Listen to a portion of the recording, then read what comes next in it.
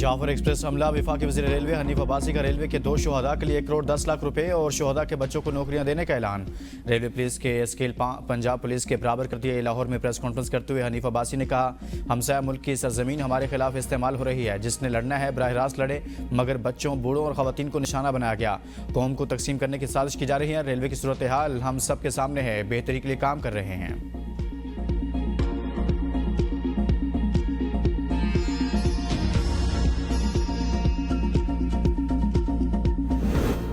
Trump इंतजामिया का दोस्ती की आड़ में वार। पाकिस्तान समेत 43 ममालिक पर सफरी पाबंदियां लगाने की तैयारी। तमाम ममालिक 3 मुख्तलिफ ग्रुपों में तकसीम। पाकिस्तान समेत 26 ममालिक ऑरेंज लिस्ट में शामिल। ऑरेंज लिस्ट में शामिल ममालिक को 60 रोज़ के अंदर सिक्योरिटी स्क्रीनिंग और वीज़ा प्रोसेसिंग के म्यार को बेहतर बनाने की मोहलत। Afghanistan, Bhutan, Cuba, Iran, Libya, शुमाली कोरिया, सोमालिया, सूडान, शाम, वेनेजुएला और यमन रेड लिस्ट में शामिल। रेड लिस्ट में शामिल ममालिक के शहरी अमरीका का सफ़र नहीं कर सकें। एरिट्रिया, हैटी, लाओस, म्यांमार और जनूबी सूडान के शहरियों को सयाहती, तालीमी और इमिग्रेशन वीज़ों में महदूद पाबंदी का सामना होगा। अमरीकी नायब सदर ने ग्रीन कार्ड होल्डर्स के लिए भी खतरे की घंटी बजा दी। नायब सदर जेडी वेंस का कहना है कि ग्रीन कार्ड होल्डर्स को अमरीका में मुस्तकिल रहायश का हक हासिल नहीं। आइंदा महीनों में बड़ी तादाद में गैर कानूनी तारकीन वतन की बेदखली मुतवक्के है। ये मामला बुनियादी आज़ादी इजहार का नहीं, कौमी सलामती का है। अमरीकी शहरी इन लोगों से मुख्तलिफ हुकूक रखते हैं जो ग्रीन कार्ड होल्डर या स्टूडेंट हैं। स्टूडेंट वीज़े के हामिल अफराद पर भी सख्ती की जाएगी।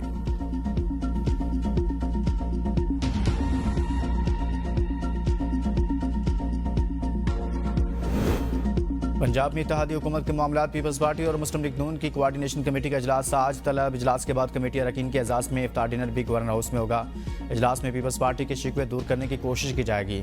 सूबाई अथॉरिटीज़ में नामजदगियाँ, तरक्याती फंड्स, प्रोक्रेसी में तबादले, पीपल्स पार्टी के मुतालबात। इजलास की मेज़बानी गवर्नर पंजाब सरदार सलीम हैदर करेंगे। मुश्तरका कमेटी के इजलास में राजा परवेज अशरफ, हसन मुर्तज़ा, नदीम अफजल चंद और कासिम गिलानी पीपल्स पार्टी की, मुस्लिम लीग नून की तरफ से इसहाक डार, राना सनाउल्लाह खान, मरियम औरंगजेब और साद रफ़ीक कोआर्डिनेशन कमेटी के इजलास में शरीक होंगे।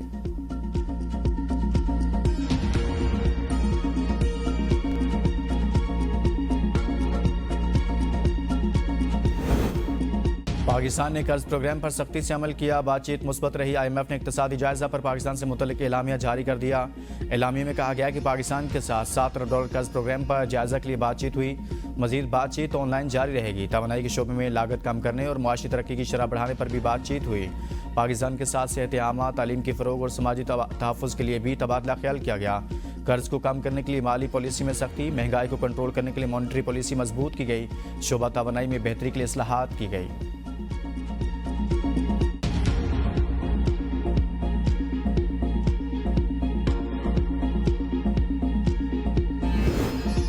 अक़वाम मुत्तहिदा सलामती कौंसिल और OIC की जाफर एक्सप्रेस पर दहशतगर्दों के हमले और मुसाफिरों को यरगमाल बनाने की शदीद मज़म्मत।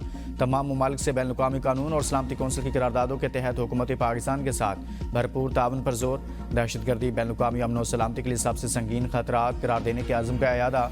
सलामती कौंसिल अरकान ने जोर दिया कि संगीन दहशतगर्दी के वाक़यात के मुर्तकिब अफराद, मुंतज़मीन, माली मुआवनीन और सरपरस्तों के इंसाफ के कटहरे में लाया जाए। किसी भी मकसद के तहत किया जाने वाला दहशतगर्दी का कोई भी अमल नाकाबिल कबूल और मुजरिमाना है। सेक्रेटरी जनरल OIC का दहशतगर्दी के खिलाफ जंग में पाकिस्तान से मुकम्मल इजहार यकजहती। हुसैन इब्राहिम ताहा ने कहा कि OIC हर किस्म की दहशतगर्दी की शदीद मजम्मत करती है।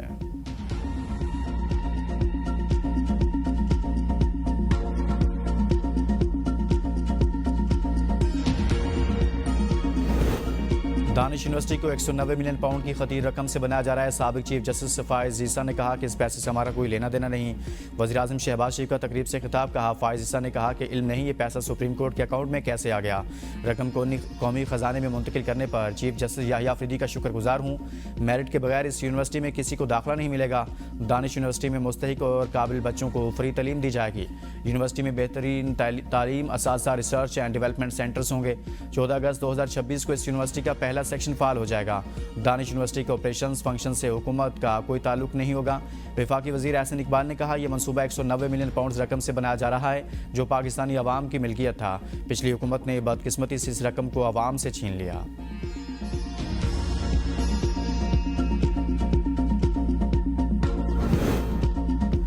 पॉलिसी रेट में नुमाया कमी हुई। माजी की गलत पॉलिसियों की वजह से सनत को शदीद नुकसान पहुंचा। हमें अपनी शरह नमू इजाफा करना होगा।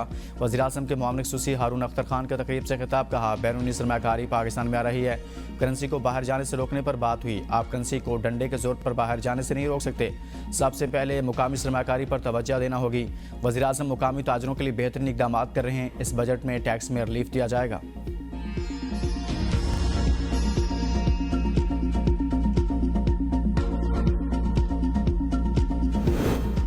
नौ मई तहकीकात। खैबर पख्तूनख्वा हुकूमत ने हाई कोर्ट को कमीशन के क़याम की याद दहानी के लिए ख़त अरसाल कर दिया।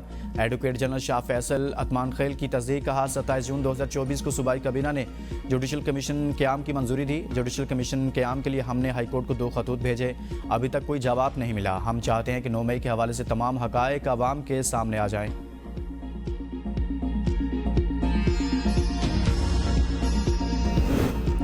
सांगड़, गुम्बट और नौशेर फिरोज में सिंध से 6 किनाल निकालने के खिलाफ एहतजाज। मुजाहिरीन का फैसले को सिंध के ज़राअत के लिए नुकसानदेह करार देते हुए फौरी तौर पर वापस लेने का मुतालबा। सांगड़ में डेमोक्रेटिक इत्तेहाद की कॉल पर एहतजाजी रैली निकाली गई, जिसमें सियासी, समाजी और सहाफ़ी तंजीमों के नुमाइंदों ने शिरकत की।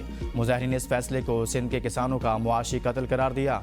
नौशेर फिरोज के शहर भर रिया रोड में भी कैनाल मनसूबों के खिलाफ मुश्तरका एहतजाजी रैली निकाली गई, जिसमें सैकड़ों अफराद ने शिरकत की। कब्जा माफिया के मुबैना सरगना मनशा बाम और इसके बेटों के खिलाफ भत्ताखोरी केस में पेशरफ। अदालत ने मनशा बाम और दीगर के खिलाफ भत्ताखोरी केस से दहशतगर्दी की दफात खत्म करने का हुक्म दे दिया। अदालत ने मुकदमा को सेशन अदालत मुंतकिल करने का हुक्म दे दिया।